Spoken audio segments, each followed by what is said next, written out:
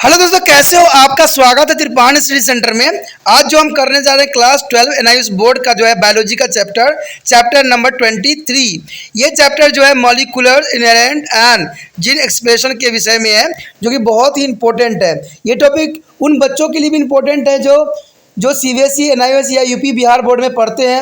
अगर उनका बायोलॉजी का सब्जेक्ट है और उनका molecular inherent and genes expression है, तो इसका मतलब ये टॉपिक उनके लिए अमृत तुल्य है।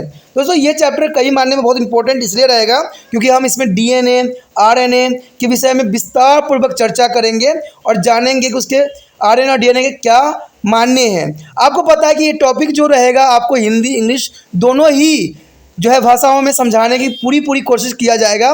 साथ में आपको जो डिस्प्ले भी होगा वो हिंदी इंग्लिश दोनों ही लैंग्वेज में होगा। तो ये आपके लिए डबल डोज के रूप में आपके समक्ष प्रस्तुत होगा। कहते हैं इसमें बहुत कुछ हम जानेंगे समझेंगे।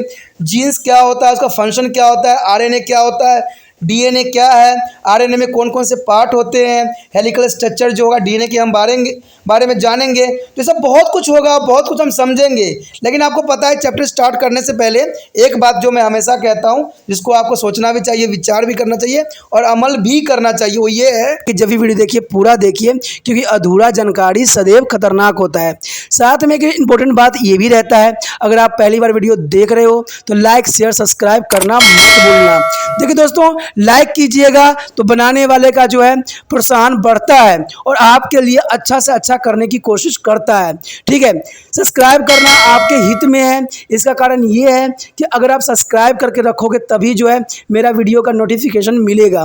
और आपको पता है कि मैं हर क्लास का जो है सब्जेक्ट डालता ही रहता हूँ समय समय पे। तो अगर सब्सक्राइब करके नहीं रखिएगा तो शायद उस वीडियो से आप अनभिज्ञ रह जाइएगा, यानी वो आपको प्राप्त नहीं होगा और आप उसका नॉलेज नहीं ले पाइएगा। साथ में जो अगर आप शेयर करते हो तो शेयर करना एक जग कल्याण के समान माना जाता है। इससे ये होता है कि मान लीजिए कोई जो है बच्चा जो है मेरी वीडियो को उसकी ज़रूरत थी और आपके थ्रू वो वीडियो उसको पास पहुंचा है, तो वो सदैव ही आपका धन्यवादी रहेगा और सदैव ही आपका जो है शुक्रिया अदा करेगा कि तुम्हारे कारण मुझे जो है वीडियो प्राप्त हुआ। तो दोस्तों, आपको पता ही होगा कि त्रिपाण स्टडी सेंटर सिर्फ एक क्लास के लिए ही अग्रसर नहीं है, ये कई क्लासों के लिए अग्रसर है। जैसे 8th 9th 10th 11th 12th CBSE के सारे चैप्टरों को कवर करेगा समय के साथ। प्लस जो है एनआईएस बोर्ड का 10th+2 को भी कवर करता है सभी सब्जेक्टों का। प्लस जो है बीए पंजाब यूनिवर्सिटी का जो है फर्स्ट सेमेस्टर से लेकर 6th सेमेस्टर तक 8 सब्जेक्टों को कवर करता है। प्लस जो है एमए के जो है बच्चे ऑन डिमांड जो मुझे करते हैं कमेंट, उनके लिए भी त्रिपाण स्टडी सेंटर जो है अग्रसर है। देखिए दोस्तों, त्रिपाण स्टडी सेंटर इतना बड़ा है, विस्तृत है, तो आपको अभी जो है लाइक शेयर सब्सक्राइब कीजिए और अपने दोस्तों के साथ बांटिए। ठीक है, तो भूलिए मत, ये करना आपका फर्ज है और मेरा कार्य करना है आपको टॉपिक लेके चलना है। देखिए आज देखते हैं हमारा आज टॉपिक क्या है। The next topic is mechanism of DNA transfer in a bacteria. There is a most important here, the mechanism of DNA transfer in a bacteria. The bacteria are prokaryotes and possess a single DNA. The molecules are there a single chromosome. The DNA molecules are double stranded and the helically is coiled. Among the bacterial genes may be a transfer from to the bacterium to be a other. The DNA transfer or gene transfer can occur among the bacteria by any one of the three process. There is a show here. The three process is a conjugations, transformation and translocations. There is a most important for the DNA in the transfer for the gene transfer and here bacteria. The first is the conjugation. The two bacteria may be together to the conjugations. In a conjugation is a plasmoid to containing a few genes pass from one bacterium into the other. The transfer also is called the horizontal gene transfer, may be also happen through a break in the single strand of the chromosome or donor bacteriums, and then that a broken one strand is transferred to the recipient is bacterium. There a single strand leaf and the behind in the donor, as well as there are single strand donated to the recipient cell and then become a double strand by adding a strand with a complementary base. The transfer of DNA is get integrated into the recipient chromosome. This is called recombination. The conjugation occurs between two strands of bacteria, F positive and F negative. The transfer to the DNA is F positive is called to the F factor. The since the F factor is from F positive is integrated into bacterium chromosome, there is a high frequency of recombination and a stage now is as FR strand. The next is a transformation. There is a transformation is the most important here. This is recalls from the earlier part of this lesson that DNA from one bacterium may be integrated into the DNA of another bacterium as case of Streptococcus pneumonias. And transformation is defined as the ability of extracellular DNA to enter a bacteria cell and recombine with their bacterial genomes. Their bacterial genomes acquire new property on account of the foregoing DNA that has entered. There is the most important for the ability of extracellular DNA enter the bacterium cell. But the next is a transcodation. Transcodation is here. The transcodation refers to the transfer of DNA from one bacteria cell into another bacterium through their agency of virus, means bacteriophages. A phages may be undergoes to the lysogenesis, that is the virus entered the bacteriums and divided among there is a bacteria genomes. So a number of viral particles can form. The meanwhile the viral DNA integrated as a become part of bacteria. The DNA which is known now as a new recombinant DNA. Sometimes their viral genome may be become a independent and carry host bacteria genes to another. A new host bacterium and combined with the genomes. Their process of gene transfer is called transduction. Is the most important here. तो यहाँ पर अत्यंत महत्वपूर्ण आ गया हमारा DNA स्थानांतरण क्रिया विधि। देखिए मैकेनिज्म ऑफ डीएनए ट्रांसफर क्या होती है। मैकेनिज्म कई मानने में इंपॉर्टेंट होता है क्योंकि तभी हम जान पाते हैं कि आखिर इसका प्रोसेसिंग जो है कैसे होता है। कहते हैं बैक्टीरिया जो है प्रोकैरियोटिक्स होते हैं और उनमें एकल डीएनए अणु एकल क्रोमोसोम के रूप में विद्यमान रहता है। डीएनए अणु जो है कुंडलित होती है एवं बैक्टीरिया के बीच में स्पेन रूप में कुंडलित रहता है। एक जीवाणुओं से दूसरे जीवाणु में जीन जो है स्थानांतरित हो सकते हैं, जो कि जनरल बात है। एक जीवाणु से दूसरे जीवाणु में जो है ये स्थानांतरित हो सकते हैं। कहते हैं बैक्टीरिया में डीएनए स्थानांतरण या जीन स्थानांतरण 3 प्रक्रियाओं से किसी एक से द्वारा हो सकता है। यानी यहाँ पर 3 प्रक्रिया है, तीनों प्रक्रिया में से किसी एक प्रक्रिया से जो है ये ट्रांसफर हो सकता है, यानी स्थानांतरित हो सकती है। इसमें हम संयुग्मन और स्थानांतरण और ट्रांसकोडेशन के रूप में जानते हैं। देखिए ये तीनों प्रक्रिया जिसके द्वारा जो है कोई भी जो जीवाणु जो है दूसरी जगह स्थानांतरित हो सकता है। तो सबसे पहले हमारे समक्ष है संयुग्मन। इस संयुग्मन को हम कंजुगेशन कहते हैं। इसमें 2 बैक्टीरिया आपस में आकार समझ हो सकते हैं, यानी कहा जाए तो 2 बैक्टीरिया आपस में जो है मिल सकते, कंजुगेशन कर सकते हैं। ठीक है। संयुग्मन में कुछ जीन जो है युक्त एपिडिस यानी प्लाज्मिड एक बैक्टीरिया से दूसरे बैक्टीरिया में स्थानांतरित होते हुए भी नजर आते हैं।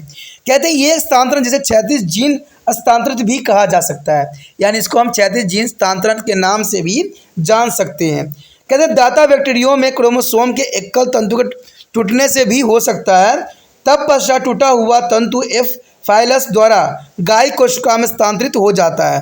इसके बाद दाता में पीछे टूटा एकल तंतु तथा गायी कोशिकाओं के प्रदंत एकल तंतु द्वितंतुक बना जाता है। स्थानांतरित डीएनए गाय क्रोमोसोम में संयोजित हो जाता है। प्रदंत या संयोजन में एफ पॉजिटिव और नेगेटिव जो है 2 उपरांतरों के बीच ये युग्मन हो जाता है, यानी आपस में ज्वाइंट करने के लिए एफ पॉजिटिव और एफ नेगेटिव की आवश्यकता होती है। कहते हैं स्थानांतरित डीएनए में जो है एफ पॉजिटिव हो सकता है और इसे हम एफ फैक्टर के नाम से जानते हैं।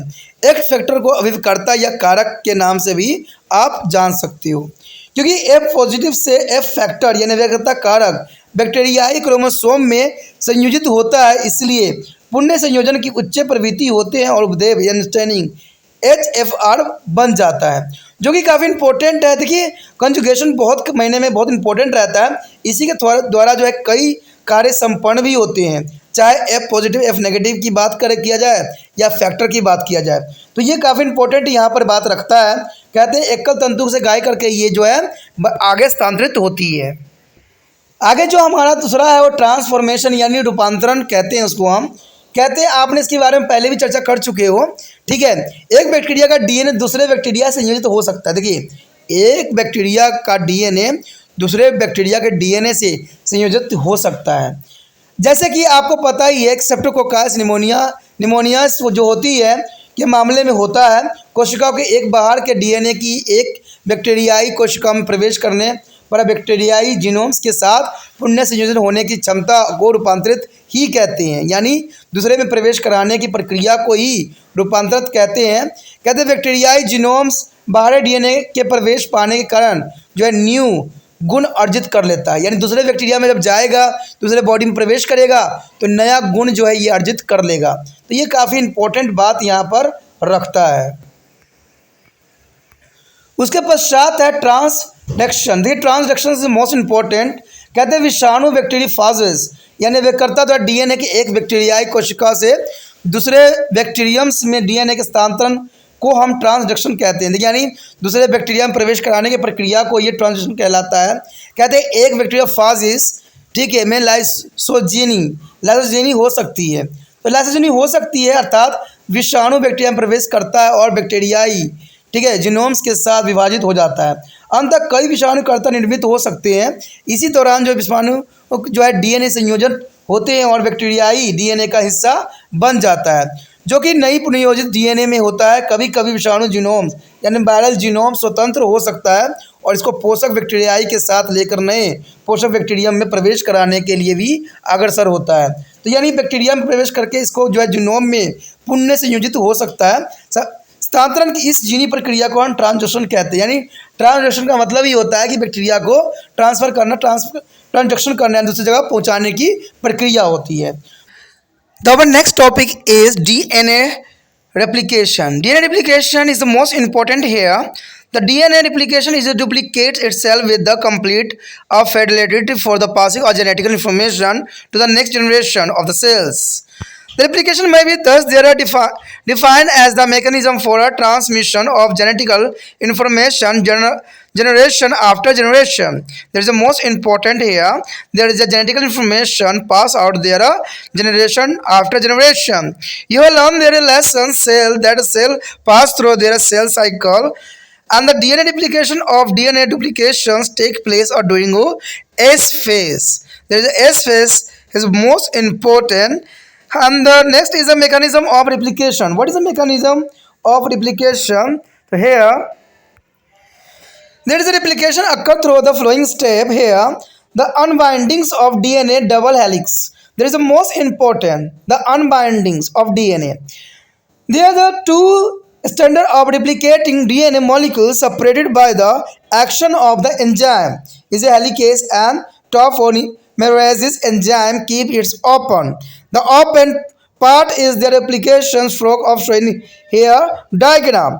The replication fork. This replication fork is most important for a BSc level student and also to 11 and 12 student. There is the 3 and the 5. There is the complete. There is the open DNA form to the double helix and the replication fork here. There is called to the replication fork. The replication fork is the most important.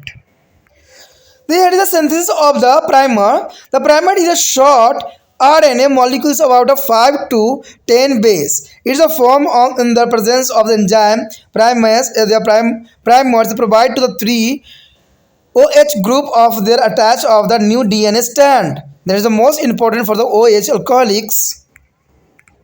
The next is the synthesis of a new DNA strand.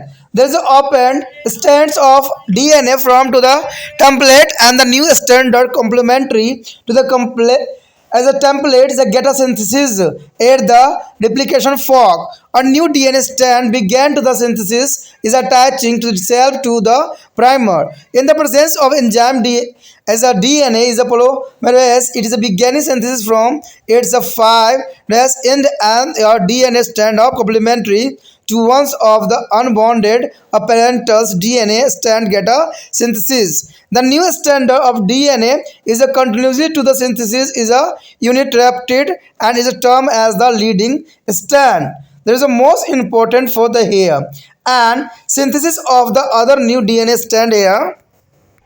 This is the most important synthesis of the other new DNA strand. The DNA synthesis aways is a take place is along 5 and 3 direction. Therefore, the other new DNA strand get a synthesis in the direction opposite to the leading strand.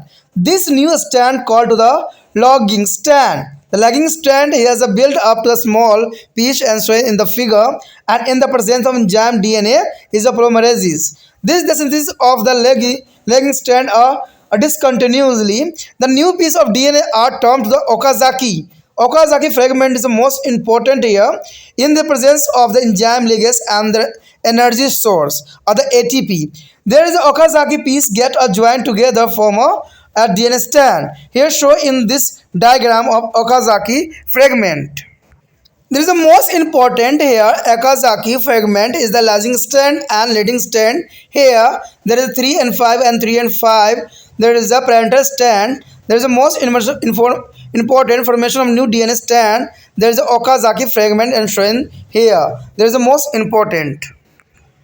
The next here DNA replication is a remarkably is a accelerate. So there is a parental DNA molecules get a exact or duplicate copy. Any mistakes get a chipped and the repair. This is at the end of DNA replication and called DNA proofreading. And after DNA replication, two identical DNA molecules are formed which are the identical to a parent molecules. And the DNA replication is thus the semi-discontinuous. Semi-discontinuous, that is one strand of new DNA is molecules built up to the continuously, and the other is a pieces. And the next is a DNA replication is a semi-conservatives. Since there are two new molecules formed, one parental strand is a conserved and the other strand is a newly synthesis. There is a semi-conservative mode of DNA replication was experimentally proven by their Manson and Cecil is the most important scientist. There is a semi-conservatives in their DNA replication is proved. दोस्तों यहाँ पर अत्यंत महत्वपूर्ण बात आ गया है DNA जो है प्रतिकृति का।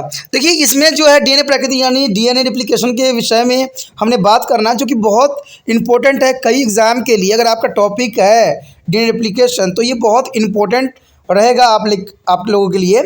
कहते हैं ये जो है बीएससी वाले बच्चों के लिए भी इंपॉर्टेंट रहता है क्योंकि उनमें भी जो बायोटेक्नोलॉजी ले रखे होते हैं उनमें भी डीएनए रिप्लिकेशन होती है, ठीक है। और जो माइक्रोबायोलॉजी बच्चे पढ़ रहे होते हैं उनके लिए भी इंपॉर्टेंट रहता है।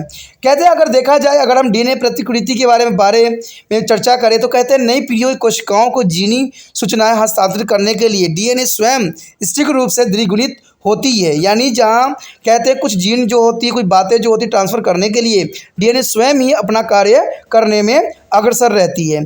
इस प्रकार डीएनए जो है प्राकृतिक पीढ़ी दर पीढ़ी जो है जीन सूचनाएं संचलन एक जो है राजतंत्र कहा जाता है यानी रचना तंत्र कहा जाता है।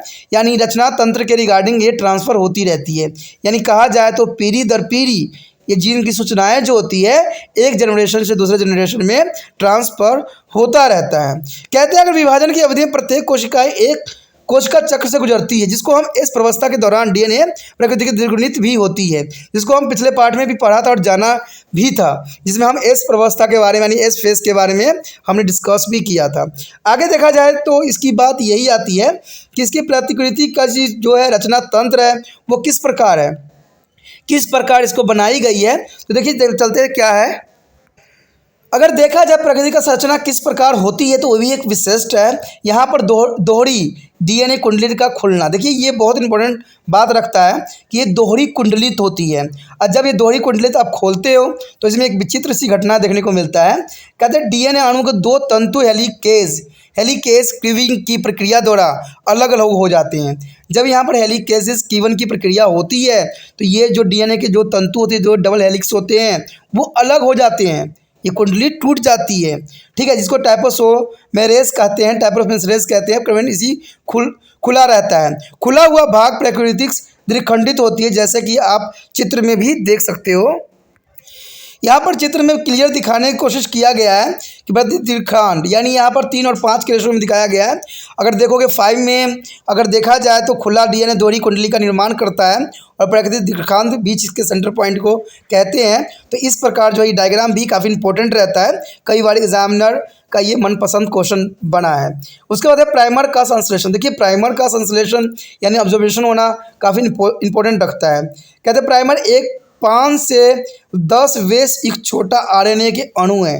तो आप याद रखना कि 5 से 10 बेस एक छोटा आरएनए के एक छोटे से अणु है और इसका निर्माण जो है प्राइमेज प्रिवेन की उपस्थिति में होता है।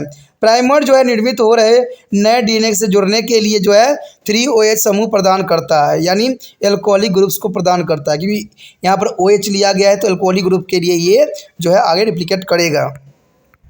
अगर अगली बात देखें तो नए डीएनए के तंतु का संश्लेषण किस प्रकार होता है, इसके विषय में है। कहते हैं डीएनए खुले तंतु टेम्पलेट का निर्माण करता है। देखिए टेम्पलेट का यहाँ निर्माण होती है और टेम्पलेट के पूरक पर नए तंतु का संश्लेषण होता है, यानी नए तंतु का यहाँ पर क्या होता है, संश्लेषण होता है, रेप्लिकेशन होती है और प्राकृतिक द्विखंड पर एक नया डीएनए तंतु संश्लेषित होना आरंभ कर देता है, यानी उसी के ऊपर जो है नया डीएनए संश्लेषित होना आरंभ कर देती है, जो डीएनए प्रविक्त यानी डीएनए पॉलीमरेजिस की उपस्थिति में प्राइमर से जुड़ जाता है। और कहते हैं ये प्रक्रिया जो होती है इसके 5 सिरे से संश्लेषण आरंभ कर देती है और इसमें जो है अकुंडलित यानी अनबॉन्डेड जनक जो है डीएनए तंतु का पूरक संश्लेषण विद्यमान रहता है, यानी उस पर उपस्थित रहता है। डीएनए का नए तंतु का अवांछनीय संश्लेषण भी यहीं पे होता है और यह जो है अग्रसारी रज्जुक लीडिंग स्टैंड यानी लीडिंग स्टैंड भी कहलाता है। इसी को हम जो है लीडिंग स्टैंड के नाम से भी जानते हैं, जो कि काफ़ी इंपॉर्टेंट रहता है। जो बच्चे डीएनए के बारे में जानते हैं, जो पढ़े हैं, उनको इस विषय में काफ़ी इन्फॉर्मेशन रहेगा कि लीडिंग स्टैंड का क्या रहेगा और 5 सिरे संश्लेषण आरंभ कैसे होगा और अनबाउंडेड कैसे करना है। अगर हम देखें तो यहाँ पर एक और बात आती है कि दूसरे नए डीएनए तंतु का संश्लेषण, जो दूसरा होता है डीएनए तंतु का संश्लेषण किस प्रकार होता है। कहते हैं डीएनए संश्लेषण सदैव 5' की दिशा में होती है। सदैव याद रखना दोस्तों कि 5 और 3 की दिशा में ही होती है।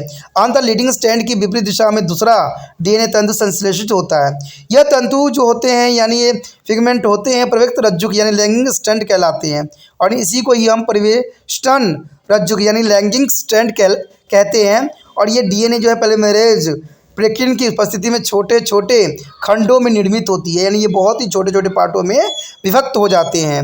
और कहते हैं जैसा कि चित्र में भी आपको देखने को मिलेगा, इस प्रकार परिवेष्ट रज्जुक का संश्लेषण साधारण होते हैं और डीएनए के नए टुकड़े जो है आकाशजाकी खंड यानी ओकाजाकी फ्रेगमेंट जो है कई मायने में इसका डायग्राम जो है इंपॉर्टेंट रहता है। यानी जब ये खंडित नए टुकड़ों में टूटते हैं तो उसी को ही हम ओकाजाकी फ्रेगमेंट कहते हैं। तो कभी कभी ओकाजाकी फ्रेगमेंट एग्जाम में आ जाए तो कन्फ्यूज़न नहीं होना है, तो आपने इतना दिमाग में रखना है कि जो प्रवेशन रज्जु की संश्लेषण सशक्त हो जाती है और डीएनए के नए टुकड़े टूटते हैं उसे ही ओकाजाकी फ्रेगमेंट कहलाता है। कहते हैं इसमें लाइगेज जो होती है प्रबल ऊर्जा स्रोत यानी एटीपी की उपस्थिति में ओकाजाकी खंड का जुड़कर एक नया डीएनए तंतु का निर्माण करते हैं। तो कहते हैं एटीपी का यहाँ बहुत महत्वपूर्ण कार्य रोल होता है कि इसके उपस्थिति के कारण ही अगर हम यहाँ पर जो है एक ओकाजाकी जो फ्रेगमेंट दिखाई गई है अगर हम चित्र के द्वारा प्रकट करें तो कुछ इस प्रकार ही आपको दिखेगा। यहाँ जनक रज्जुक दिखेंगे और लीडिंग रज्जुक और लैडिंग रज्जुक ओकाजाकी खंड भी आपको नजर आएंगे। तो नए तंतु के निर्माण के लिए काफ़ी इंपॉर्टेंट होता है। तो ये डायग्राम भी बहुत कुछ आपको बता दे रहा है। ठीक है, कहते हैं अगर डीएनए प्रकृति असाधारण रूप से सटीक होती है यानी डीएनए जो है असाधारण रूप से सटीक होती है तो डीएनए जनक अणु के बिल्कुल एक ही सी अनुलिपि प्राप्त होती है, यानी यहाँ पर एक सी ही अनुलिपि हमें प्राप्त होगी। कोई भी त्रुटि काट छांट का मरम्मत कर दी जाती है, इसे हम प्रेस रीडिंग्स भी कहते हैं, यानी प्रेस रीडिंग्स भी कहलाता है। डीएनए प्रकृति के परिणाम स्वरूप दो समरूप डीएनए अणु निर्मित होते हैं जो कि जनक अणु के समरूप होते हैं, जो कि काफ़ी इंपॉर्टेंट है, यानी काफ़ी सेम ही होते हैं। तो ये बात इंपॉर्टेंट रखता है कि जब डीएनए प्रकृति के परिणाम स्वरूप दो समरूप डीएनए अणु निर्मित होते हैं जो कि जनक अणु के समरूप होते हैं, जो कि काफ़ी इंपॉर्टेंट बात भी है। अगर देखा जाए तो डीएनए प्रकृति का जो है आद्रवंशीय यानी सेमी कंटिन्यूली प्रक्रिया है, अर्थात नए डीएनए का एक रज्जु समर्थ रूप से और दूसरा खंडों में ये निर्मित होती है, जो कि बहुत काफ़ी इंपॉर्टेंट रखता है। कहते हैं डीएनए अगर प्रतिकृति अर्ध संरक्षित है क्योंकि दो निर्मित अणुओं में एक जनक रज्जु संरक्षित रहता है और दूसरा रज्जु जो है नव संश्लेषित होता है। इसे जो है मेसलेसन अनस्टॉल ने प्रायोगिक तौर पर सिद्ध किया था। देखिए यहाँ पर मेसलेसन और स्टॉल की जो है अपनी योगदान को भूला नहीं जा सकता है। उन्होंने काफ़ी डीएनए के ऊपर जो है अपना रिसर्च दिया था और उन्होंने साबित भी किया था कि इससे जो है दो निर्मित अणुओं को एक रज्जक जो है संरक्षित कर रखता है और दूसरा रज्जु जो है नव संश्लेषित होता है, जो इन्होंने बहुत ही इंपॉर्टेंट बात बताने की कोशिश किया था। The next topic is genes and protein synthesis. There is a most important topic here, gene and protein synthesis. The gene of individually in the genotypes and the expression of the gene result in the phenotypes. This you have already learned. There are preview lesson. There are different structural protein. Example: hemoglobin in the blood, enzymes, pepsins, almost all which are the protein. There are carrier protein in the cell membranes and about which you have learned in lesson first on the cell. And so there are various protein and the informations for the formation of their protein is present in the genes, which you now are the sequence of base in the DNA molecules. For a study of protein synthesis, you have to first understand the following. The first is a central dogma and genetical code. That is the most important here. The first is a central dogma. There is a genes are in the nucleus and protein are synthesis in the cytoplasm of the cell.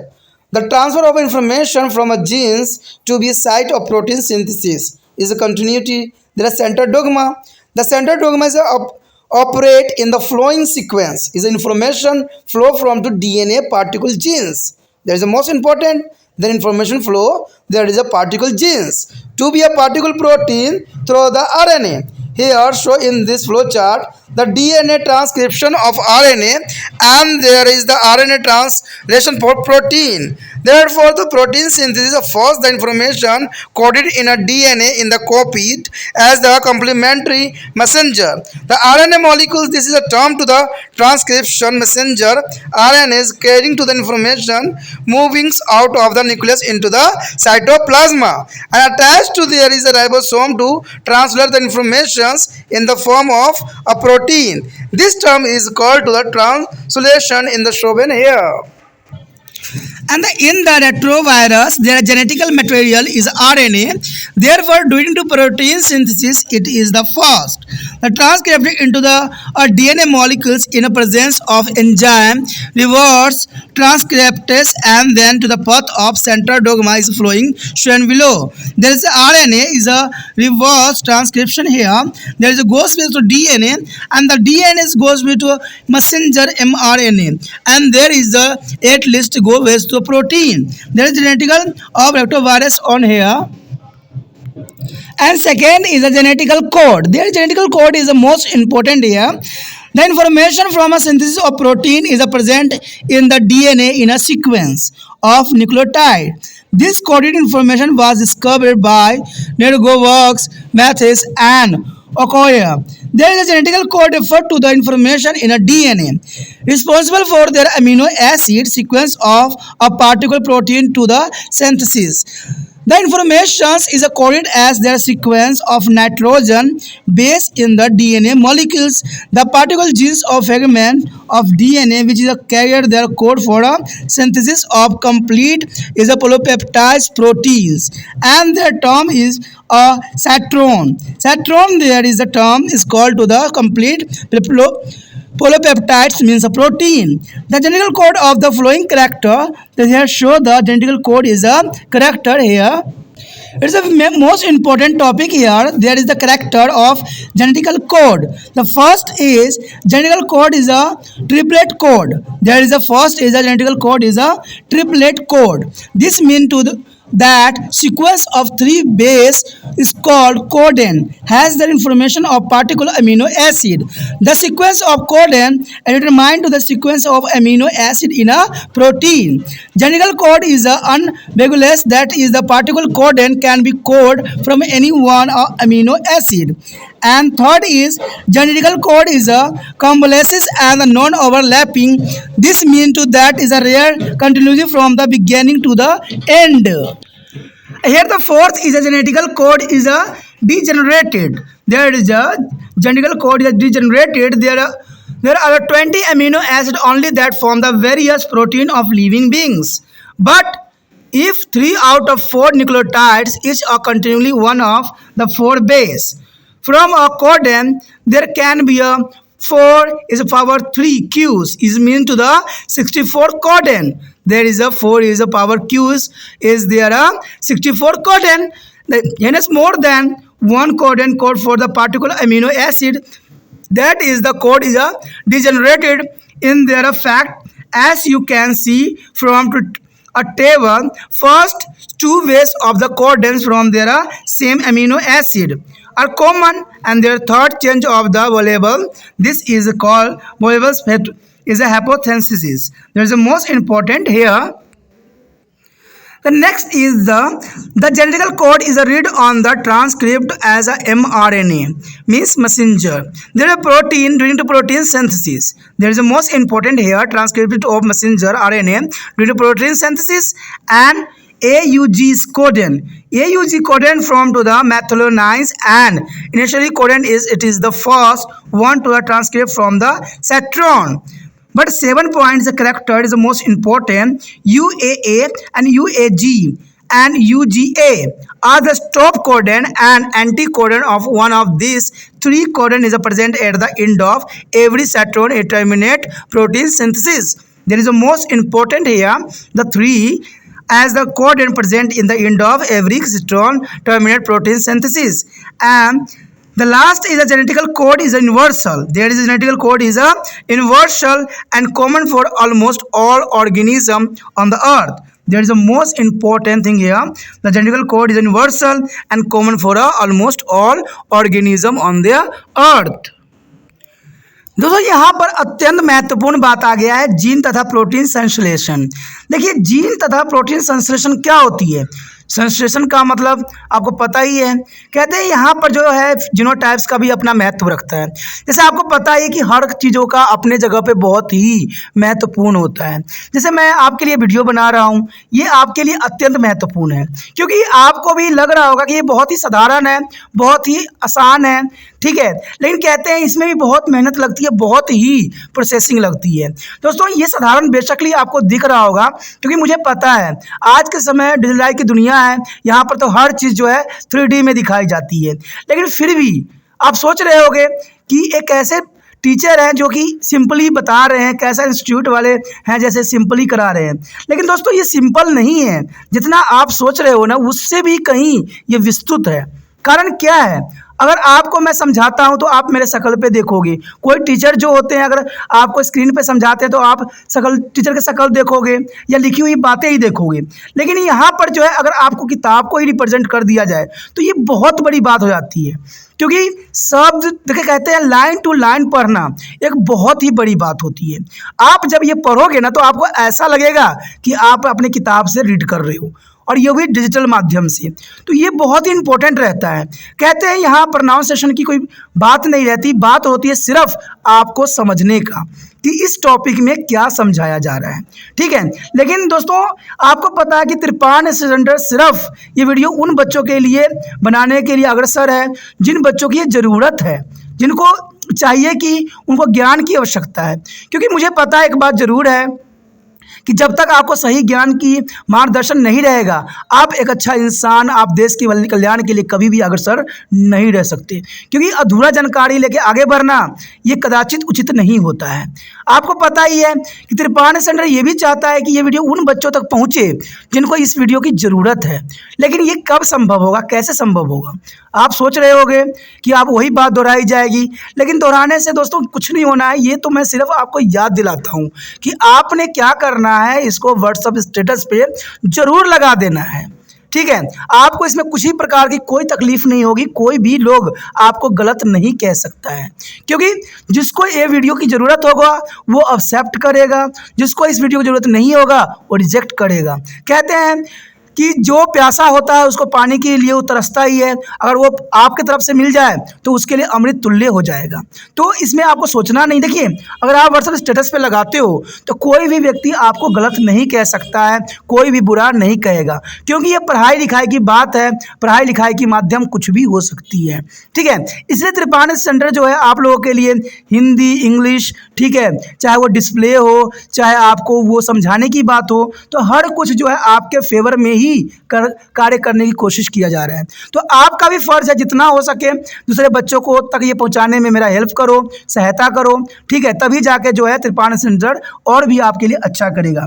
आने वाला समय में physics chemistry का भी आपको देखने को मिलेगा कि हम उसमें भी बहुत ही अपने ही अंदाज और अपने ही सिलेबस के रिगार्डिंग चलेंगे, जो आपके लिए बहुत ही इंपॉर्टेंट रहेगा। तो इसमें सोचना नहीं है, विचार नहीं करना है, आपने क्या करना है, लाइक से सब्सक्राइब के साथ व्हाट्सएप स्टेटस पे लगाना नहीं भूलना है। अगर ये भूल गए तो समझिए त्रिपाठी सेंटर को आप भूल चुके हो, ठीक है। और सब्सक्राइब करना आपके लिए इसलिए भी जरूरी है कि तभी आपको नोटिफिकेशन मिलेगा। नहीं तो अगर आप सब्जेक्ट भी आप रिसर्च करोगे, चैनल भी रिसर्च करोगे, तो मुझे पता है कि मेरा जो चैनल है बहुत इतना विस्तृत नहीं है, ना डिजिटलाइज है, तो ये आपको रिसर्च में जल्दी आएगा नहीं। आप रिसर्च करोगे तो पहले जो बड़े बड़े लोग होते हैं, बड़े बड़े इंस्टीट्यूट होते हैं, उनका ही आपको प्राप्त होगा। तो आप मेरे वीडियो से अनभिज्ञ रह जाओगे, समझ से भी अनभिज्ञ रह जाओगे। चलिए, ये तो आपकी मर्जी है, जहाँ देखिए जहाँ समझ में आए। मेरा तो विचार यही है कि जहाँ से आपको ज्ञान प्राप्त हो जाए, लेकिन अच्छा हो, कंप्लीट हो और समझ वाली हो। चाहे मेरे वीडियो हो, चाहे किसी का भी हो, मैं किसी चीज़ से कोई कंपटीशन नहीं कर रहा, ना किसी से मुझे ईर्ष्या है, सिर्फ आपको मुझे समझाना है, ठीक है। चलिए, ये तो था आपके लिए। अब देखते हैं हमारा जीन तथा प्रोटीन संश्लेषण में जो है केंद्रीय सिद्धांत यानी सेंट्रल डोगमा है और कौन से पार्ट है उसके बारे में हम जानेंगे। तो यहाँ पर ये बात बताया गया कि जीन तथा प्रोटीन संश्लेषण आखिर होती क्या है, आखिर किस बात के लिए आधारित होती है। कहते हैं एक विशिष्ट के जीन जीनोटाइप्स कहलाते हैं, यानी एक विशिष्ट को ही हम जीनोटाइप्स कहते हैं, और जीन की अभिव्यक्ति यानी फिनोटाइप्स कहलाती है। जीन की अगर अभिव्यक्तित्व होती है तो उसको हम फिनोटाइप्स कहते हैं। इसके बारे में आपने 21वां चैप्टर अगर नहीं देखा है तो देख लेना, पीछे वाले वीडियो है, उसमें आपको जरूर इसके बारे में पूरी इन्फॉर्मेशन जीनोटाइप और फिनोटाइप्स के बारे में मिल जाएगा। और नेक्स्ट रचना प्रोटीन होते हैं जैसे रक्त में हीमोग्लोबिन, ठीक है, प्रकृति जैसे पेप्सिन, जो लगभग सभी प्रोटीन होते हैं, यानी इसमें सारे तरह के प्रोटीन पाए जाते हैं। कहते हैं कोशिका झिल्ली में वाहक प्रोटीन यानी कैरियर प्रोटीन भी होते हैं, जिनके बारे में आपने पार्ट 1 में दिया था। देखिए दोस्तों, मैं इसलिए हमेशा कहता हूं ना कि पीछे वाला चीज़ जरूर देखो, क्योंकि सारी बातें कहीं ना कहीं एक दूसरे से लिंक्ड होते हैं, तो आप पिछला नहीं देख पाते हो तो आगे को समझना आपके लिए थोड़ा सा दुष्कर हो जाता है। तो आप कहते हो कि भाई कैसे समझने में आ ही नहीं रहा। तो अब देखिए, हर एक पिछला टॉपिक को मैं अगर दोहराता रहूं तो शायद जो है वीडियो बनाने कितने नंबरों में चला जाएगा, इसका कोई ठिकाना नहीं रहेगा। तो ये बातें आपके लिए भी जरूरी है कि पिछला वीडियो को आप देखते रहें, तभी आपको आगे की बातें समझ में आता रहेगा। तभी तो मैं एक सीक्वेंस 22 करवा रहा हूं और कोई विषय को मैं सम्मिलित नहीं कर रहा हूं। बायोलॉजी है तो बायोलॉजी के लेके ही चल रहा हूं अभी फिलहाल, ठीक है। जब केमिस्ट्री हुआ तो केमिस्ट्री के लेके चलूंगा, और फिजिक्स होगा तो फिजिक्स लेके चलूंगा, क्योंकि एक सीक्वेंस 22 चलने में क्या होता है, बच्चे देखते जाते हैं, उनको नॉलेज प्राप्त होता जाता है। तो यही बात है। कहते हैं अंततः बहुत प्रकार के प्रोटीन होते हैं और इसके निर्माण की जो है सूचना जीनों में विद्यमान रहती है, यानी इसके निर्माण कैसे होगा, ये सारी इन्फॉर्मेशन जो होती है आपको दोस्तों उसके जीनों में ही विद्यमान होती है। जो जैसा कि आप जानते हैं कि क्रोमोसोम में उपस्थित डीएनए अणु के अनुक्रम होते हैं। कहते हैं अगर प्रोटीन संश्लेषण के अध्ययन के लिए पहले आपको कुछ बातें को समझना पड़ेगा, तो वो बातें हैं 2 प्रकार की। एक होगा आपके केंद्रीय सिद्धांत यानी सेंट्रल डोगमा, एक होगा जीनी कोड। जीन कोड होगा जो कि काफ़ी महत्वपूर्ण यहाँ पर अपना स्थान रखता है। कहते हैं जीन न्यूक्लियस में होते हैं और प्रोटीनों के संश्लेषण करते हैं। कोशिकाओं की कोशिका द्रव्य में जीन से प्रोटीन संश्लेषण स्थल को सूचना को स्थानांतरित केंद्रीय सिद्धांत निर्माण भी करता है, जो निम्न अनुक्रम में संपन्न भी होता है। सूचना डीएनए विशेष जीन में से आरएनए के जरिए विशेष प्रोटीन का संचारित भी होता है, जो कि काफ़ी इंपॉर्टेंट रखता है। अगर यहाँ पर एक फ्लो चार्ट आप देखना चाहोगे तो इसमें क्लियर इस बात को रिप्रेजेंट किया गया है कि डीएनए प्रकृति दिखाया गया है, ट्रांसक्रिप्शन दिखाया गया जो कि आरएनए के साथ जाता है, और ट्रांसलेशन जाके जो है प्रोटीन के साथ संतुलित करता है। तो इस प्रकार जो है आप इसको समझ सकते हो, जो कि बहुत ही आसान है। कहते हैं अगर देखा जाए तो प्रोटीन संश्लेषण के लिए डीएनए में जो है कोडिकृत या कोडलित यानी कोडिड सूचनाओं को एक पूरक संदेश वाहक आरएनए अणु की भांति प्रतिकृत करती है, यानी ये जो है सूचनाओं को भेजती है। और यहाँ पर इसे ट्रांसक्रिप्शन भी कहते हैं, यानी ट्रांसक्रिप्ट करके इसको भेजा जाता है। संदेश वाहक यानी मैसेंजर आरएनए जिसमें जो है सूचना निहित होती है। आपको याद रखना चाहिए कि जो आरएनए होता है वो एमआरएनए के रूप में जो है मैसेंजर संदेश वाहक होती है। न्यूक्लियस से बाहर आकर कोशिका द्रव्य में प्रवेश कर जाता है और जैसे ही कोशिका द्रव्य में प्रवेश करता है राइबोसोम से जुड़कर सूचनाओं को एक प्रोटीन के रूप में संश्लेषित करता है और इस प्रक्रिया को ट्रांसलेशन भी कहते हैं। ठीक है, जैसे हम आगे देखेंगे तो इस प्रकार जो है हमें किसी बात की सूचनाएं हमारे माइंड तक पहुंच जाती है। कहते हैं रोटावायरस में जो है आरएनए अनुवांशिक पदार्थ होता है। अगर आप रोटावायरस के बारे में जानते होंगे तो आपको पता होना चाहिए कि आरएनए जो होता है अनुवांशिक पदार्थ के रूप में होता है और इसलिए प्रोटीन संश्लेषण के दौरान यह रिवर्स ट्रांसक्रिप्टेस प्रक्रिया की उपस्थिति में सर्वप्रथम एक डीएनए अणु के स्थानांतरित भी होता है। तब पश्चात केंद्रीय सिद्धांत पथ का अनुसरण किया जाता है, जैसे कि यहाँ पर आपको एक फ्लो चार्ट में भी दिखेगा। यहाँ आरएनए रिवर्स ट्रांसक्रिप्शन, रोटावायरस का अनुवांशिक पदार्थ जो कि डीएनए के साथ जाएगा और ट्रांसक्रिप्शन जो रिवर्स ट्रांसक्रिप्शन में एमआरएनए और लास्ट में प्रोटीन के साथ अटैच करेगा।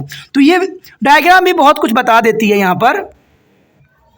उसके पश्चात हमारे समक्ष है जीन कोड। देखिए जीन कोड भी अपने जगह पे बहुत ही इंपॉर्टेंट स्थान रखता है। कहते हैं प्रोटीनों के संश्लेषण की सूचना डीएनए में न्यूक्लियोटाइड्स के एक अनुक्रम में विद्यमान होती है और यह जो है कोडिकृत सूचना या रिवेंस जो है निग्रोवर्क्स या मैथलोओकास द्वारा प्रकट की गई थी। यानी दोनों साइंटिस्टों ने बहुत ही इंपॉर्टेंट बात को यहाँ पर रिप्रेजेंट करने की कोशिश किया था, जिसे जीन कोड कहते हैं। जीन कोड का तात्पर्य एक संश्लेषित किए जाने वाले विशेष प्रोटीन संरचना के लिए एक डीएनए अणु में विद्यमान सूचना से है। यानी जो डीएनए में एक इन्फॉर्मेशन रहती है उसी को हम क्या कहते हैं, जीन कोड कहते हैं। वह जीन या डीएनए का खंड जिसमें एक पूरे जो है पेप्टोपेप्टाइड्स यानी प्रोटीन के संश्लेषण के लिए जो है कोडिकृत सूचना उपलब्ध हो उसे सिस्टोन कहते हैं। यानी सिस्टोन के द्वारा ही सूचनाएं जो होती है उपलब्ध किया जाता है, जिसे हम जीन कोड के नाम से भी जान सकते हैं। इसके आगे हमारा जीन के लिए निम्न अभिलक्षण क्या क्या होते हैं। देखिए जीन कोड के क्या अभिलक्षण होते हैं ये भी इंपॉर्टेंट है। कहते हैं जीन कोड एक त्रिक या ट्रिपलेट कोड है। इसका अर्थ यह है कि जीन में 3 बेसिस के अनुक्रम जिसे हम कोडन कहा जाता है में एक विशेष अमीनो अम्ल की सूचना पाई जाती है। कोडन एक प्रोटीन में अमीनो अम्ल के अनुक्रम का भी निर्धारण करता है, जो कि बहुत काफ़ी इंपॉर्टेंट रहता है। जीन कोड जो है अनुवांशिक कोड यानी सशक्त होते हैं, अर्थात एक विशेष कोडन केवल एक विशेष अम्ल को ही कोडित कर सकता है। ये सारे जीन कोड के अभिलक्षण हम बता रहे हैं आपको। कहते हैं अनुवांशिक कोड जो है कॉमनलेसलेस और नॉन ओवरलैपिंग अर्थात अल्प विराम रहित और अपरंपर अव्यक्त रहता होता है। इसका अर्थ यह हुआ कि उसे शुरू से ही अंत तक लगातार पढ़ा जा सकता है, जो कि बहुत काफ़ी इंपॉर्टेंट बात रहती है। कहते हैं अगर देखा जाए अनुवांशिक कोड हस्तशित यानी डिग्रेडेड होता है, यानी काफ़ी नुकसान होती है, इसको डिग्रेडेड होती है, तो जीवों के विभिन्न प्रोटीन का निर्माण केवल 20 अमीनो अम्ल से ही होता है। लेकिन यदि 4 न्यूक्लियोटाइड्स में उपस्थित 4 बेसों में से 3 यदि चारों बेसों में एक बेस कोडन बनाता है तो इसको हम क्या कहते हैं 4 की पावर जो है 3 कहते हैं। यानी इसको घन के रूप में लिया जाता है, 4 को घन के रूप में प्रेजेंट किया जाता है, जिसको कैलकुलेशन करके 64 कोडन हो सकते हैं। अंततः 1 से अधिक कोडन का एक विशेष अमीनो अम्ल के लिए कोड करते हैं। वास्तव में आप चित्र में भी देख सकते थे कि एक ही अमीनो अम्ल के लिए कोडन के पहले 2 बेस जो है अविनिष्ट होते हैं और तीसरा बदलाव रहता है। इसे हम जो है बेवल्स परिकल्पना भी कहते हैं। यानी बेवल्स परिकल्पना अगर आ जाता है एग्जाम में तो याद रखना कि यही बात बताया गया, जिसमें पहले 2 बेस उपनिष्ठ होते हैं और इसके लिए कोडन में पता है, यानी तीसरा जो है बदलता रहता है। तो ये काफ़ी इंपॉर्टेंट बात रहती है। आगे देखा जाए तो प्रोटीन संश्लेषण के दौरान जो है अनुवांशिक कोड mRNA को पढ़ा जा सकता है, यानी मैसेंजर को आप इसको पढ़ा जा सकता है। उसके पश्चात अगर AUG कोडन देखें हम तो मेथ्रोनाइन्स जो थे अमीनो अम्ल के लिए कोड करता है और यह प्रारंभ कोडन यानी इंट्रोडक्शन कोडन कहलाता है, क्योंकि यह एक सिस्टोन से अनुलिखित यानी अनट्रांसक्रिप्टेड किया जाने वाला पहला कोडन कहलाता है। तो याद रखना दोस्तों, सिस्टोन में जो होता है अनुलिखित होती है, यानी इसको AUG में कोडन जो है नहीं किया जा सकता, जो कि काफ़ी इंपॉर्टेंट बात यहाँ रखता है। उसके पश्चात है UAA या UAG या UGA। देखिए ये सारे कोडन है, ठीक है। रोड कोडन कहते हैं इसको, स्टॉप कोडन कहते हैं। ये तीनों जो होता है स्टॉप कोडन होता है, यानी UAA, UAG, UGA। और ये तीनों जो कोडनों में से एक प्रत्येक स्टोन के सिरे पर प्रोटीन संश्लेषण को समाप्त करने के लिए विद्यमान रहता है। यानी यहाँ पर प्रोटीन संश्लेषण जो होती है खत्म हो जाती है, एंड हो जाती है। कहते हैं अनुवांशिक कोड सर्वत्रिक होती है, यूनिवर्सल होता है। अनुवांशिक कोडन जो दोस्तों होता है यूनिवर्सल होता है, और ये पृथ्वी पर पाए जाने वाले सभी जीवों के लिए सामान्य होता है। यानी प्रत्येक जीव के लिए जो है आपको पता है अनुवांशिक कोड जो होती है एक यूनिवर्सल होती है, और ये प्रत्येक जीव के लिए इंपॉर्टेंट होती है, जो कि बहुत काफ़ी इंपॉर्टेंट बात यहाँ रखता है।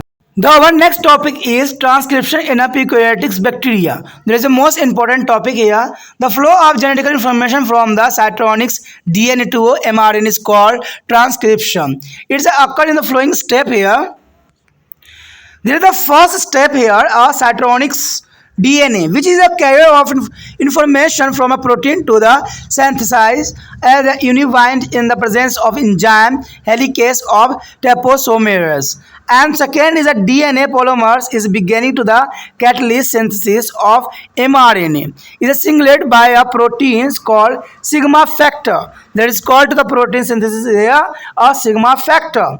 And the mRNA synthesis is a complementary to the cytonic DNA, and the rho factor, a single RNA polymerase, is a complete transcription. This rho factor is the most important here, and there the strand of DNA, which is where the code of transcription of the specific protein is called sense strand of DNA, is opposing to be a antisense strand, which is not a transcribed. There is a show in this figure. So here most important here is the transcription in the eukaryotics here. There is a RNA polymerase is here, and 5 and 3 is here, and 5 and 3 the other side. The sense strand and antisense strand here. The mRNA messenger of the here, and the RNA polymerase the upside in the chloride. There is a transcription in the prokaryotics here. In the eukaryote as a large molecules of RNA. Here is the most important. Eukaryotics are the large molecules of RNA is called hnRNA in the synthesis in the nucleus. When it is a sense strand is exposed, is catalyzed by the enzyme RNA polymerase in hnRNA is a proceed from a mRNA, which is get a cap at a 5 end, and the poles is a tails before the leaving the nucleus. The next is a processing of mRNA. So what is the processing of mRNA? mRNA means to messenger. The HN is RNA is a large because eukaryotics genes containing coding sequence is called exon. There is a genes coding sequence is called to the exons, and the non-coding sequence is called neutrons. Means I is between the exon. There are both neutrons and their exon E are the transcript in a mRNA. And during the process of mRNA, neutrons are cut off on the exon joined from to the mRNA, and their nucleoside is a recall from the section 23.3 is called methylglycines come for attach at the 5 end of the mRNA. This is called to the capping. There is called to the capping. And a small piece of RNA having only nucleotides containing the base adenine. In their attached at their 3 end, this is called to the polo or tail. This is called to the polo of tail. And here the mRNA with the cap and tails move out of the pores in the nuclear membranes. And this process of formation of functionally mRNA from hRNA is the term RNA processing. And shown in the figure. Here showing this figure, there are schematics showing the transcription and processing of hnRNA is a eukaryotics. The eukaryote is there here. There is the nucleus, spore of nuclear membranes, and sense strand. hnRNA and mRNA is a synthesis. They are messenger of polling or tail they are present. There is a most important diagram for the exam view. दोस्तों यहाँ पर एक बात बताई गई है कि जीवाणुओं और प्रोकैरियोटो ट्रांसक्रिप्शन अनुलेखन किस प्रकार होती है। देखिए जीवाणुओं में तो जीवाणुओं जो होती है इसके बारे में जानना अत्यंत महत्वपूर्ण रहता है, क्योंकि जीवाणु के हमारे शरीर में बहुत ही कहते हैं इंपॉर्टेंट कार्य भी होता है और खतरनाक कार्य भी होता है। कहते हैं सिस्टोन डीएनए से जो है एमआरएनए तक की अनुवांशिक सूचनाएं प्रवाह या ट्रांसक्रिप्शन अनुलेखन कहलाता है। और इसे कुछ चरण है, देखते कौन कौन से चरण है इसके। यहाँ पर अगर आप जानना चाहोगे तो इसमें पहली बात तो यही बताया गया है कि सिस्टोनी डीएनए जो होती है संश्लेषित किए जाने वाले प्रोटीन के लिए सूचना वाहन करती है, यानी सूचना को जो है वाहन पहुँचाने कार्य करती है। और ये जो है हेलिकेज और ट्रोपोसोमेरेज क्योंकि की उपस्थिति में ऐसा सब संभव होता है। कहते हैं आरएनए जो है पॉलीमरेज और एमआरएनए के संश्लेषण को उत्प्रेरित करना आरंभ कर देता है, जो एक प्रोटीन सिग्मा कारक यानी सिग्मा फैक्टर द्वारा जो है संकेतित होती है। और अगर देखा जाए एमआरएनए के बारे में, हिस्टोन डीएनए के पूरक के रूप में संश्लेषित होती है। और कहते हैं ये कारक आरएचओ फैक्टर आरएनए जो है मैसेंजरेज को अनुलेखन को संकेत पूर्ण करने के लिए और संकेत करती है, यानी उसको पूरा करने के लिए मदद करती है। अगर देखा जाए अगली बात, तो डीएनए का जो तंतु जिसमें विशेष प्रोटीन के जो है अनुलेखन के लिए कोड विद्यमान होते हैं उसे संवेदन यानी रज्जु सेंस स्टैंड भी कहते हैं, क्योंकि विपरीत तंतु पूरक को जो है प्रति संवेदन रज्जु कहते हैं, जिसका अनुलेखन नहीं किया जा सकता, यानी इसको लिखित रूप में जो है नहीं पहुंचाई जाती है, नहीं इसको स्क्रिप्ट की जाती है। यहाँ पर एक डायग्राम दिखाया गया है प्रोकैरियोटिक्स में अनुलेखन के लिए। तो आप यहाँ पर देख सकते हो बहुत ही इंपॉर्टेंट डायग्राम जो है 5 और 3 दिया गया है, दोनों साइड ही है 3 और 5 का। तो इसमें आप देखोगे ऊपर जो है आरएनए पॉलीमरेज आपको दिखाया गया है, और अगर इधर 3 के साथ देखा जाए तो संवेदी रज्जु दिखेगा और प्रतिसंवेदी रज्जु जो है 5 के साथ दिखेगा। और इसी में जो है मैसेंजर की इन्फॉर्मेशन सारी दी गई है, एमआरएनए के रिगार्डिंग जो है मैसेंजर यहाँ पर कोडित होती है। तो ये सारे जो है मैसेंजर कैसे कोडिंग होगा, तो ये काफ़ी इंपॉर्टेंट आपके लिए विषय रहता है। अगर देखा जाए यूकेरियोट में जो है एचएनआरएनए हिस्टोनिक डीएनए के जो है अकुंठित होने के पश्चात न्यूक्लियस के अंदर संश्लेषित होती है, और ये जो है एचएनआरएनए नामक एक बड़ा ही आरएनए अणु है जो कि आरएनए पॉलीमरेज की उपस्थिति में संश्लेषित होती है। कहते हैं एचएनआरएनए जो है संवेदी रज्जु के अनुलेखन से बनता है, जो कि काफी इंपॉर्टेंट बात रखता है। यहाँ पर दिखाया गया है कि जो मैसेंजर है प्रोसेसिंग ऑफ एमआरएनए यानी मैसेंजर का संसाधन कैसे होती है, कैसे जो है मैसेज जो है इंसानों के जो है माइंड तक पहुंचती है, तो इसकी क्या प्रोसेसिंग है। तो इसमें सबसे पहले इंपॉर्टेंट बात तो यही आता है कि एचएनआरएनए दीर्घ होते हैं, यानी बात काफ़ी लंबे होते हैं, क्योंकि यूकेरियोटिक जीन में एक्सॉन नामक कोडिंग अनुक्रम विद्यमान होते हैं, और उनके बीच में एक नॉन कोडिड अनुक्रम जिन्हें हम इंट्रास्टाइन यानी इंट्रॉन्स कहते हैं सो होते हैं, क्या स्थिति होते हैं, जो कि काफी इंपॉर्टेंट रखता है। कहते हैं एचएनआरएनए में जो है न्यूट्रॉन्स तथा एक्सॉन जो ये दोनों का ही अनुलेखन होता है, यानी दोनों का ही अपना महत्वपूर्ण स्थान यहाँ होता है। कहते हैं एमआरएनए संसाधन के दौरान जो है इंट्रॉस यानी विच्छेदित हो जाते हैं और एक्सॉन जुड़ के एमआरएनए का निर्माण भी करते हैं। कहते हैं एक न्यूक्लियोसाइड्स में जो खंड है आप स्मरण करने होंगे आपको, जिसे मिथाइलाइज गुनोसाइन कहते हैं, आकर एमआरएनए के 5 सिरे से जुड़ जाता है, यानी 5वें सिरे से जुड़ जाना ये मैसेंजर का कार्य रहता है, और इसे ही हम कैपिंग कहते हैं, यानी इसे हम कैपिंग के नाम से जाना जाता है, जो कि जो है 5 सिरे से जो है एमआरएनए के मैसेंजर जुड़ता है उसे कहते हैं। अगर आरएनए का एक छोटा टुकड़ा जिसमें केवल जो है रेजोनेंस युक्त जो न्यूक्लियोटाइड्स होते हैं 3 सिरे पर जुड़ता है, और इसे हम पॉली ए टेल कहते हैं, जो 3 के साथ जुड़ता है, और जो 5 के साथ जुड़ता है उसे हम कैपिंग कहते हैं। तो ये बहुत काफ़ी इंपॉर्टेंट बात यहाँ रखता है। अगर देखें तो छत्रक या गुच्छ युक्त यानी एमआरएनए जो है न्यूक्लियस झिल्ली के छिद्रों में से बाहर चले जाते हैं, यानी यहाँ से जो है मैसेंजर छिद्रों न्यूक्लियस झिल्ली के छिद्रों से बाहर चले जाते हैं, और एचएनआरएनए के जो है कार्यकारी एमआरएनए के निर्माण की प्रक्रिया को डीएनए संसाधन भी कहते हैं, जैसा कि यहाँ पर आप चित्र में भी देख सकते हो। जो यहाँ पर जो है एचएनआरएनए के जो है किस प्रकार लिखित होती है उसके विषय में यहाँ दिखाया गया है। अगर आप देखोगे तो यहाँ पर डीएनए संवेदी रज्जु दिखेगा, ठीक है, यहाँ केंद्रक दिखेगा और केंद्रक झिल्ली में छिद्र दिखेंगे, और यहाँ पर आपको पॉली ए गुच्छ भी दिखेगा जहाँ पर मैसेंजर को ले जाया जाता है, और 5 भी दिखेगा। तो ये चीज़ें जो है आपको मैसेंजर पहुँचाने में अपनी कोडिंग दिखाती है, यानी एचएनआरएनए के रूप में और एमआरएनए के रूप में जो है मैसेंजर आप जो है मैसेज प्राप्त होता है। तो ये डायग्राम काफ़ी विस्तृत ये समझाने के लिए है कि किस प्रकार हमारे जो है माइंड में ब्रेन में किस प्रकार जो है आपको एक्सॉन हो या दूसरे भाग हो सो कैसे काम करते हैं और कैसे मैसेज जो है हमारे ब्रेन तक पहुंचाते हैं। तो ये बहुत काफ़ी विस्तृत चित्र है और ये बहुत काफ़ी अच्छा डायग्राम भी है, कई बार एग्जाम में भी आया है, देखने को मिला है। अगर वही बात को अगर हम देखें सिंपली, अगर डायग्रामेटिक जीन्स के ऊपर देखें, डीएनए के ऊपर देखें, तो कुछ आपको ऐसा दिखेगा जैसे कैपिंग, कैप, एंट्रॉन और एक्सॉन भी दिख रहा होगा, आरएनए संबंधन भी दिखेगा। तो ये काफ़ी इंपॉर्टेंट होता है और काफ़ी समझ के लिए काफ़ी इंपॉर्टेंट जरूरी भी रहता है।